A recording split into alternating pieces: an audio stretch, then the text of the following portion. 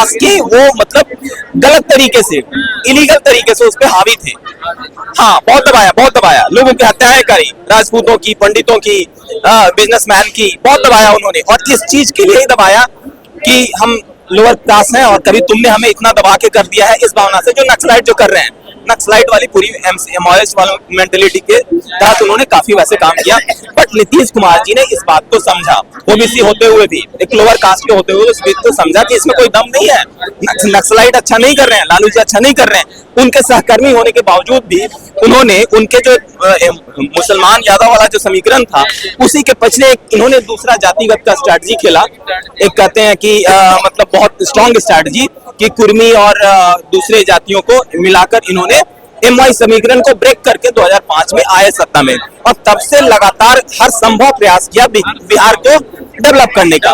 और अभी वहां के प्रशासनिक स्थिति कंट्रोल में है, व्यवस्था जो है, प्रशासन वहां पे स्टेबल है, ये कहा जा रहा है। वहां के डीजीपी वगैरह ने क्राइम को हमेशा डिग्रेड करते हुए दिखाया है कि क्राइम कम हो रहा है, ये नहीं कहा कि क्राइम नहीं हो रहा है। कि पहले लालू यादव जी की सरकार में गरीब निचली जातियों को दबाया जाता था, इसलिए नीतीश कुमार आए। देखिए, पहले तो मैं ये कहना चाहूंगा, ये बोल रहे हैं कि क्राइम का लेवल डिक्रीज हुआ है, ये बोल रहे हैं। तो आप ये बताएं कि सरेआम गोलियां किसकी सरकार में चल रही है? भारतीय जनता पार्टी के एनडीए गठबंधन नीतीश कुमार जी की सरकार में चल रही है। बिहार के मुख्यमंत्री नीतीश कुमार जी का कार्यालय महज 1.5 किलोमीटर के डिस्टेंस, 2.5 किलोमीटर के डिस्टेंस पर होता है।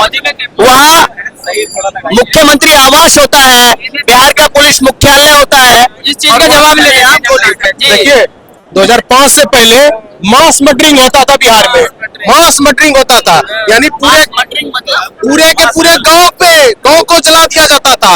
पूरे के पूरे गांव के जिसका जमीन रहता था उस पर लाल झंडा गाड़ दिया जाता था। तो वीडियोस होंगी ना उसकी? अरे है ना, जाके देखिए ना। एक तो एविडेंस है आपके पास? सुनिए ना, बहुत रणवीर सेना का गठन क्या हुआ? एक चैनल पर दिखा दीजिए, एक बार चैनल रणवीर सेना का गठन क्या हुआ?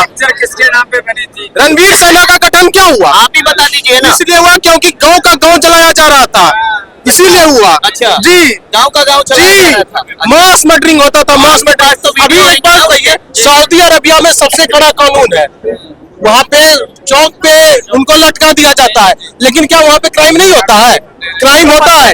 क्राइम बिहार का जहाँ तक बात है, पहले लालू जी के राज में मास मर्डरिंग होता था, पूरे के पूरे समुदाय को टारगेट किया जाता था, दलितों को टारगेट किया जाता था, सबको। और आज क्या बात जहाँ तक है, जाति विशेष को टारगेट नहीं किया जा रहा है। आज जहाँ तक बात है, किसका मर्डर हो रहा है? छुट्टा पुट्टा मर्डर हो रहा है, वो सब जगह होता है। किस राज्य में नहीं होता है? हम ये पूछना चाहते हैं। क्या जहाँ पे इंडिया अलायंस का सरकार है वहाँ पे नहीं होता है? होता है, लेकिन 2005 से पहले मास मर्डर होता है। एनसीआरबी का डाटा पढ़ के आए हैं आप? आइए इधर आइए भाई साहब, चले गए। क्या बोलना? सुनिए, मैं ये बोलना चाहता हूँ, बिहार में सबसे ज्यादा जरूरत शिक्षा के। शिक्षा, जब शिक्षा होगा ना तो नेता अपने हिसाब से, जब तक जाति विशेष पर चुनाव जीते जाएगा बिहार का विकास नहीं होगा। अरे भाई, और हम आपस में जो लड़ रहे हैं, सुन लीजिए, आपस में हम और आप जो लड़ रहे हैं, वो नेता तो एसी में रहता है, प्राइवेट जेट में आता है, कोई भी नेता बुरा नहीं मानता। सुनिए, ये बताइए आप, नीतीश जी की जो सरकार रही है, इसमें आपको पढ़ाई का लेवल उठता हुआ दिखा है? मैं यही पे आ रहा हूँ, सुन लीजिए। नीतीश कुमार से पहले सुनिए कहने पहले चटैया पे लोग बैठते थे, हम लोग भी स्कूल जाते थे तो जमीन पे बैठते थे। अभी टेबल है, पंखा है, बिजली। सुन लीजिए, राघोपुर विधानसभा मेरा घर है भैया। सुन लीजिए, सुनिए ना। अरे तस्वीर भैया वहाँ से 10 साल से विधायक है, 10 साल से विधायक। सुन लीजिए ना, वहाँ 10 साल से विधायक है, क्षेत्र में एक बार भी नहीं जाते। 10 साल के बाद बता रहा हूँ उनका क्षेत्र का। सुन लीजिए, सुनते लीजिए पहले, सुन लीजिए। 10 साल से जो प्रतिनिधि बनेगा, विधायक रहेगा, जनता के बीच में नहीं जाएगा, जनता उसको चुन के भेजा है ना भाई। तो क्या नौकर है जनता या दबे कुचला हो जनता है? एक जितना भिखारी के वोट की ताकत होता है, उतना एक मुकेश अंबानी के वोट की ताकत है। और सुन लीजिए, सुनते जाइए आगे। और वो लोग जनता को सिर्फ नीचे दबे कुचले समझते हैं वो लोग।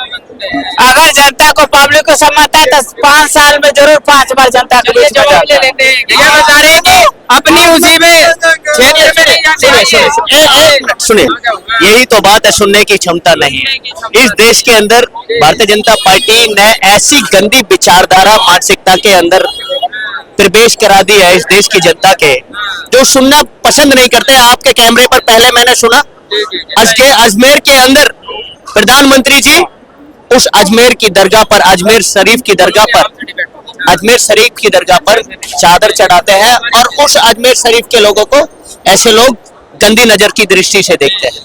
सुन के नहीं गए हो, सुना नहीं उन्होंने, सुनने की क्षमता नहीं है, केवल एक अंधकार फैलाना चाहते हैं, वास्तविकता से जनता को अवगत नहीं कराने देना चाहते। पहली बात ये। दूसरी बात, दूसरा जीता जागता सबूत ये, चले गए ना सुन के नहीं गए। अगर तेजस्वी यादव को मैं तेजस्वी यादव की बात नहीं कर रहा, हर किसी की बात कर रहा हूं, अगर उसको अपने प्रतिनिधि क्षेत्र से, अपने क्षेत्र से वहां की जनता इलेक्ट करके चुन के भेजती है, तो कोई ना कोई तो खूबी होगी ना भाई। यही तो कह रहे हैं, एक ही तो बंदा कह रहा है ना, किस मंशा से कह रहे हैं। जवाब ले लेते हैं जी। ये बोल रहे हैं कि 2 बार से विधायक आ रहे हैं, अपने क्षेत्र में अच्छा काम कर रहे हैं, और आराम ये लग रहे हैं कि अच्छे काम नहीं हो रहा। आपको क्या लग रहा है? देखिए, मैं आपको बताऊं, अभी आपके सुना एक बंदे का इंटरव्यू कि तेजस्वी यादव भैया 10 साल से लेकिन क्षेत्र में नहीं आते, क्योंकि एक नाम इनका ब्रांड चल रहा है, ब्रांड चल रहा है कि ये है सोनिया गांधी के बेटे, राजीव गांधी के बेटे हैं, इनको अमेठी लड़वा दो, लालू यादव के बेटे हैं, इनको लो। अगर बिहार की जनता, आज पूरे भारत की जनता, चाहे हिंदू या मुस्लिम, सभी ने कांग्रेस को 60 साल तक दिया भारत को चलाने के लिए। लालू यादव को दिया, तेजस्वी यादव को दिया, लेकिन भारत की जनता को क्या